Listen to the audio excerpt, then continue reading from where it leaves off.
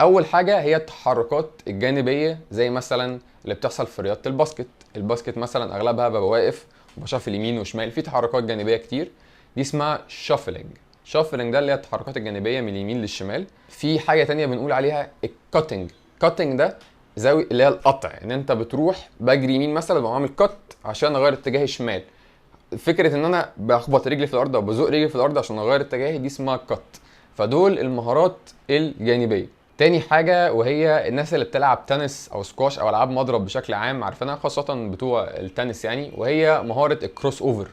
كروس اوفر ده اللي هو انا واقف فبلف جسمي كله بالاتجاه التاني، بلف على جسمي بعمل بيفتنج. بيفتنج ده يعني رجل ثابته ورجل تانية بتلف عليها عشان انا واقف كده اهو، الف 90 درجه، دي اسمها كروس اوفر. في منها كذا شكل، في منها في الكوره مثلا لما ببقى بتابع في مثلا حد لعب كوره عاليه فانا بتابع الكوره وبلف بجسمي.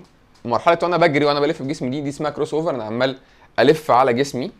وفي ان انا بعملها مره واحده بس عشان الف جسمي 90 درجه. السكيل اللي بعدها وهي الاوبن ستيب. اوبن ستيب دي شبه الكروس اوفر جدا، ولكن انا وانا واقف انا مش بلف على جسمي، انا بغير اتجاه جسمي عشان يبقى كله باصص على الشمال مثلا او على اليمين، لان تغيير اتجاه 90 درجه برضو. بس الفرق ان انا مش ببدا بالرجل، يعني مثلا هلف على الشمال مش ببدا الحركه بان انا اروح باليمين على رجلي الشمال، مش بلف على نفسي، لا انا بقوم فاتح رجلي الشمال لبره لو انا هلف على الشمال، وكده انا عملت اوبن ستيب عشان اسمها فتح، بفتح جسمي وبروح على الاتجاه اللي انا عايز اروح. مهاره كمان بقى بنشوفها في الامريكان فوتبول وفي الرجبي وموجوده برده في الكوره في الالعاب الجماعيه كلها بس بقدر اقل شويه، وهي الهيب تيرن، او ان انا ابقى واقف لقدام والف 180 درجه.